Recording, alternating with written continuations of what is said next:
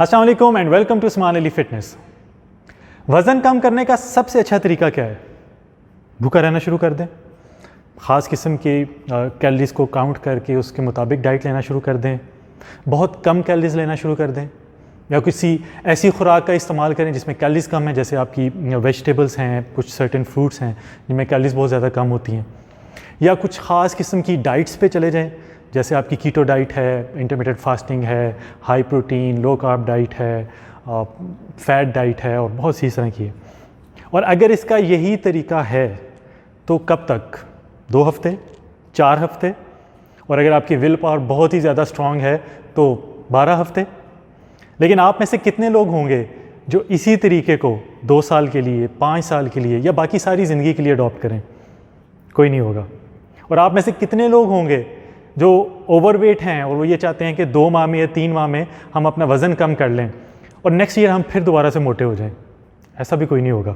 तो इसका मतलब ये है कि जब हम एक ख़ास किस्म की डाइट कर रहे हैं और हम अपना वज़न कम कर लेते हैं तो इसके बाद बहुत ज़्यादा चांसेस होते हैं कि हम दोबारा अपना वज़न बढ़ा लेंगे। और इस बात के कता नज़र कि हम डाइट कैसी कर रहे हैं, क्रैश डाइट कर रहे हैं, बैलेंस डाइट ले रहे हैं, अच्छी खुराक का इस्तेमाल करके वज़न कम कर रहे हैं, लेकिन बहुत ज़्यादा चांस है कि हम दोबारा वज़न बढ़ा लेंगे। तो ऐसा क्यों होता है? क्योंकि आपने बहुत से लोग देखे होंगे जिन्होंने वज़न कम कर लिया, बहुत अच्छी ट्रांसफॉर्मेशंस भी मेरे नज़र में हैं, जिन्होंने बहुत अच्छी ट्रांसफॉर्मेशंस की, अपने मसल्स की, अपने 6 पैक्स तक की, लेकिन उसके बाद उन्होंने दोबारा वज़न गेन कर लिया और पहले से ज़्यादा गेन कर लिया। तो इसका मतलब ये है कि ये हल नहीं है कि हम कुछ अर्से के लिए डाइट करें, उसके बाद वज़न बढ़ा लें, फिर डाइट करें, फिर वज़न बढ़ा लें और ऐसी सारी ज़िंदगी करते रहें। तो ये हल नहीं है। तो हल क्या है? हल बहुत आसान है। हमने डाइट की तरफ तवज्जो नहीं देनी, हमने अपने लाइफ़स्टाइल की तरफ तवज्जो देनी है। हम कोशिश करें कि जब हमने अपना वज़न कम कर लिया तो उसके बाद हम अपने लाइफ़स्टाइल को बेहतर करें, ताकि हम सारी ज़िंदगी एक हेल्दी लाइफ जो है वो गुजार सकें। और इसके लिए करना क्या है? कुछ मुश्किल नहीं है। ये नहीं है कि आपने सारी ज़िंदगी कैलोरीज़ को ही काउंट करते रहना है।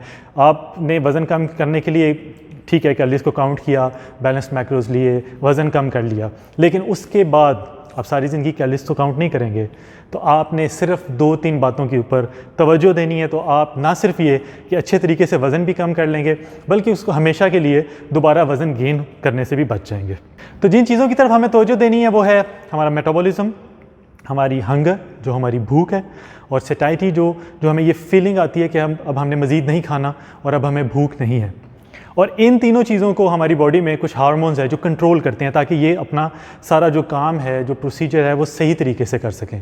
और वो हार्मोन्स क्या हैं? उनमें है एक इंसुलिन, नंबर 2 आपका लेप्टिन हार्मोन जो कि हमें एहसास दिलाता है कि अब हमें मज़ीद नहीं खाना और हमें ज़रूरत नहीं है, जितनी हमें एनर्जी की ज़रूरत थी वो हमें मिल गई है, और ह्यूमन ग्रोथ हार्मोन। तो जिस खाने का हमने इंतखाब करना है वज़न कम करने के लिए और जिसको अपना लाइफस्टाइल बनाना है, वो खाना ऐसा होना चाहिए जो कि हमारे मेटाबॉलिज्म को, हमारी हंगर को, इंसुलिन को, लेप्टिन को, इन सब चीज़ों को सही तरीके से काम करने पर मजबूर करें। तो वो खाने ऐसे होने चाहिए जो सबसे पहले आपकी इंसुलिन के लेवल्स को कम करें, क्योंकि जब आपकी बॉडी में ज़्यादा देर तक इंसुलिन के लेवल्स हाई रहते हैं तो उसके अगेंस्ट बॉडी में इंसुलिन रेजिस्टेंस पैदा होती है, और ज़्यादा देर तक लेवल्स हाई होने की वजह से हमारी बॉडी फ़ैट को बर्न नहीं कर पाती। तो इसका मतलब ये है कि जैसे ही आपकी इंसुलिन के लेवल्स नीचे आएंगे आपका फ़ैट बर्निंग प्रोसेस ऊपर चला जाएगा। फिर साथ लेप्टिन रेजिस्टेंस को भी कम करे। अब लेप्टिन मैंने आपको बताया वो हार्मोन है जो हमारे ब्रेन को सिग्नल देता है फुलनेस का, यानी अब जब हम कुछ खाना खा रहे हैं और हमारा पेट जो भरता है, हमें जो फील होता है पेट भरता है, वो उस वक्त फील होता है जब लेप्टिन वो सिग्नल ब्रेन तक पहुंचाता है और ब्रेन हमें कहता है कि अब हमने मज़ीद नहीं खाना। तो इसकी रेजिस्टेंस ये होती है कि जब वो सिग्नल पहुंचाने की कोशिश कर रहे हैं लेकिन वो ब्रेन तक नहीं पहुंच रहे, तो उसका रिजल्ट क्या होता है कि हम खाना खाते जाते हैं, मुसलसल खा रहे हैं, थोड़ी थोड़ी देर बाद खा रहे हैं, क्योंकि हमें भूख का एहसास है। हमें भूख ख़त्म होने का एहसास उस वक्त होगा जब वो लेप्टिन की रेजिस्टेंस ख़त्म होगी, ब्रेन तक सिग्नल पहुंचेंगे और ब्रेन हमें कहेगा कि अब हमने मज़ीद नहीं खाना। और नंबर 2 कि वो हमारी खुराक ऐसी होनी चाहिए जिससे हमें फुलनेस की फ़ील आए। हम थोड़ा सा भी खाएं तो हमें ऐसा लगे कि जैसे हमारा मैदा भर गया है, अब हमें भूख नहीं रही, हमें किसी और चीज़ की ज़रूरत नहीं है। क्योंकि जब हम इस तरह का फूड का इंतखाब करेंगे और हमें भूख नहीं लगेगी तो इसका मतलब है कि हमें जो एक खाने से दूसरे खाने के दरमियान का टाइम है वो बढ़ जाएगा, और उससे क्या होगा, हम ओवरऑल कम कैलोरीज कंज्यूम करेंगे। और फिर इसका एक और फ़ायदा ये होता है कि जितना आपका फास्टिंग पीरियड ज़्यादा होता है उतने में आपकी बॉडी में ह्यूमन ग्रोथ हार्मोन्स के लेवल्स बढ़ जाते हैं, जो कि एक फ़ैट बर्निंग हार्मोन है, और उसका अल्टीमेट रिजल्ट ये होता है कि आपकी बॉडी फ़ैट को अच्छे तरीके से बर्न करती है। तो चलें अब बात करते हैं उन कुछ खानों की जिनको आप बड़ी आसानी से अपनी डेली लाइफ में शामिल कर सकते हैं और एक लाइफस्टाइल अच्छा बना सकते हैं ताकि आपका वज़न दोबारा ना बढ़े। तो नंबर 7 पे है चीज़। अगर आप चीज़ को देखें, जो पनीर है, बहुत ही कम मिकदार में कार्बोहाइड्रेट्स हैं, मॉडरेट टू हाई लेवल पे इसमें प्रोटीन होती है, बहुत ज़्यादा फिलिंग होती है। थोड़ी सी भी अगर आप खाते हैं तो आपको फुलनेस का एहसास होता है, आपको भूख जो है वो ख़त्म हो जाने का एहसास होता है। और अगर इसकी हम इंसुलिन के अगेंस्ट इसके रिस्पांस को देखें तो वो बहुत मॉडरेट है, वो इंसुलिन को ज़्यादा नहीं बढ़ने देती। लेकिन इसके साथ एक इशू है कि कुछ एलर्जीज़ का इशू होता है लोगों को जिसमें वो चीज़ नहीं खाते, लेकिन जिनको इशू नहीं है वो बहुत आसानी से इसको अपनी डाइट में शामिल कर सकते हैं। नंबर 6 पे है बटर, जिसे मक्खन, खालिस मक्खन होता है, और ऑलिव ऑयल है, कोकोनट ऑयल है। 0% कार्ब्स और 0% ऑलमोस्ट 0% प्रोटीन होती है, हेल्दी फ़ैट है, हाई लेवल फ़ैट्स होते हैं जिसकी वजह से इंसुलिन रिस्पांस भी ऑलमोस्ट 0 हो जाता है। और नेचर में अगर देखा जाए तो ये भी बहुत फिलिंग होते हैं, थोड़ा सा अगर आप इसको इस्तेमाल करेंगे तो ये भी आपको फुलनेस की फील देंगे और आहिस्ता आहिस्ता डाइजेस्ट होंगे, एनर्जी मुसलसल आपको मिलती रहेगी। लेकिन ये एक प्रॉपर मील नहीं है, आपको इसको किसी मील के साथ ऐड करना पड़ेगा। सैलड में यूज़ कर सकते हैं आप इसको, या खाना जो आप भी बना रहे हैं, चिकन वगैरह कुछ भी तैयार कर रहे हैं, उसके अंदर भी आप इसको यूज़ कर सकते हैं। नंबर 5 पे है ग्रीन वेजिटेबल्स, लीफी वेजिटेबल्स। अब होती तो ये भी कार्बोहाइड्रेट्स हैं, लेकिन ये उस तरह के कार्बोहाइड्रेट्स नहीं हैं जो आपके इंसुलिन के लेवल्स को बढ़ाएंगे। बहुत कम कार्बोहाइड्रेट्स होते हैं, बहुत कम प्रोटीन और फैट्स होते हैं इनमें, लेकिन बहुत ज़्यादा फाइबर मिलेगा इसमें आपको, बहुत से मिनरल्स इसमें मिलेंगे। और यही वजह है कि इसको आप मील के साथ भी इस्तेमाल कर सकते हैं, इसको अलग से सैलड बोल के तौर पर भी इस्तेमाल कर सकते हैं। और अगर आप ये देखें कि ये फुलनेस की फीलिंग आती है तो वो बिल्कुल आपको इस आएगी अगर आप vegetables as a salad use करते हैं। ख़ास तौर पर अगर आप इसके साथ किसी हेल्दी फैट को, जैसे आप ऑलिव ऑयल को ऐड कर लेते हैं, तो उससे भी आपको फुलनेस की फील आएगी। नंबर 4 पे है एवोकाडोस, जिनको परफेक्ट फूड भी कहा जाता है।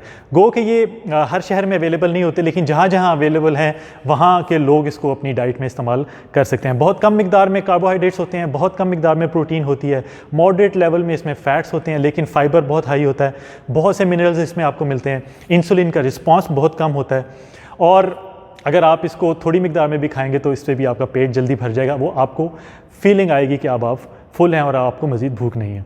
नंबर 3 पे है एग्स। बहुत कम मिकदार में कार्बोहाइड्रेट्स होते हैं, moderate to high level protein होती है, लो इंसुलिन रिस्पांस होता है, इसका कंप्लीट मील है। जब मैं लोगों को एग्स रिकमेंड करता हूँ तो वो मुझे बताते हैं कि हमने एक मील से दूसरे मील के दरमियान हमें भूख नहीं लगी, और इवन कुछ लोग तो ये भी कहते हैं कि हमें दूसरे मील के टाइम तक भी भूख नहीं लगती, क्योंकि ये भी आपको फुलनेस की फील देते हैं। प्रोटीन होती है, हाई प्रोटीन है, आहिस्ता आहिस्ता डाइजेस्ट होगी और सारा दिन आपको मुसलसल एनर्जी देती रहेगी। अवेलेबल ये बहुत ईजीली है, लेकिन इसके साथ भी एक इशू है कि कुछ लोगों को अंडों से एलर्जी होती है, तो उस सूरत में ऑब्वियसली वो इसको इस्तेमाल नहीं कर सकते, लेकिन जिनको नहीं है उनके लिए एक बेहतरीन रिप्लेसमेंट है। नंबर 2 पे है चिकन। 0% कार्ब्स, हाई प्रोटीन है, हाई फैट है, इंसुलिन रिस्पांस मॉडरेट है, जिसकी वजह से जल्दी भूख भी नहीं आपको लगेगी, कंप्लीट मील है।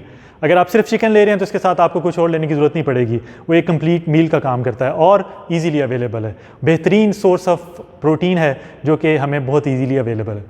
नंबर 1 पे है बीफ, बड़ा गोश्त जिसे कहते हैं। 0% कार्ब्स हैं, मॉडरेट टू हाई लेवल पे फैट्स हैं, हाई लेवल की प्रोटीन आपको मिलेगी इसमें। अगर आप इसकी इंसुलिन के रिस्पांस को देखेंगे तो वो भी मॉडरेट है, जिसकी वजह से ये भी एक कंप्लीट मील है। अगर आप सिर्फ बीफ स्टेक लेते हैं तो उसके बाद आपको किसी और चीज़ की ज़रूरत नहीं रहेगी। और सबसे बड़ी बात ये है कि ये भी अंडे और चिकन की तरह बहुत ईजीली मार्केट में अवेलेबल है। तो ये थे कुछ खाने, कुछ फूड्स जिनको बड़ी आसानी से आप अपनी रूटीन में शामिल कर सकते हैं और एक अच्छा हेल्दी लाइफस्टाइल अपना सकते हैं। और याद रखें, वज़न कम करना इशू नहीं है, वज़न कम करना मकसद नहीं होना चाहिए। मकसद ये होना चाहिए कि वज़न कम करके उसको दोबारा बढ़ने से रोकना है और सारी ज़िंदगी एक अच्छा हेल्दी लाइफस्टाइल अपनाना है। और हमें खानों में उन चीज़ों का इंतखाब करना है जो कि बहुत सिंपल है, जिसमें आपकी इंसुलिन रेजिस्टेंस ना बढ़े और आपकी जो लेप्टिन रेजिस्टेंस है वो ना बढ़े, इनके लेवल्स कम हों। अगर आप इन 2 चीज़ों की तरफ ध्यान दे देंगे तो दोबारा वज़न नहीं बढ़ेगा। वरना क्या होगा कि वरना फिर जैसे आप पहले चल रहे हैं, वज़न कम करते हैं, फिर बढ़ाते हैं, फिर कम करते हैं, फिर बढ़ाते हैं, और ऐसी ज़िंदगी चल रही है। और कुछ लोग तो ऐसे हैं जो एक दफ़ा वज़न कम करने के बाद वज़न बढ़ाते हैं तो फिर दोबारा वज़न कम करने वाली साइड पे नहीं आते, डीमोटिवेट हो जाते हैं, दिल हार बैठते हैं और ये समझते हैं कि दोबारा वो कभी पतला नहीं हो सकेंगे। तो ऐसा नहीं है। आप अपना अच्छा लाइफस्टाइल बिल्कुल अचीव कर सकते हैं, बहुत सिंपल वे से कर सकते हैं। शुरू में अगर आपको थोड़ी सी मुश्किल पेश आएगी तो वो वक्ती है, जब आपने एक ख़ास गोल को अचीव करना है, अपने वेट को नॉर्मल करना है, उसको नॉर्मल रेंज में लेके आना है, तो थोड़ी सी ऑब्वियसली वो मुश्किलात आएंगी, आपको बहुत कुछ बर्दाश्त करना पड़ेगा, बहुत कुछ सेक्रीफाइस करना पड़ेगा। लेकिन वंस जब वो आप अपना टारगेट अचीव कर लेते हैं तो उसको मेंटेन करना कुछ मुश्किल नहीं है, सिर्फ अपनी थोड़ी सी ईटिंग हैबिट्स को चेंज करना है, अपने लाइफस्टाइल को ठीक करना है। तो मुझे उम्मीद है कि ये वीडियो से आपको फ़ायदा होगा और ये वीडियो आपको पसंद आई होगी। अगर आपको ये वीडियो पसंद आई है तो इसको लाइक कर दें, शेयर कर दें ताकि बाकी लोगों का फ़ायदा हो जाए, और कमेंट बॉक्स में अपनी राय का भी इज़हार करें, और प्लीज़ मेरे चैनल को भी सब्सक्राइब कर दें। बहुत जल्द एक नई वीडियो के साथ हाजिर होऊंगा। अपना ख्याल रखिएगा। अल्लाह हाफिज़।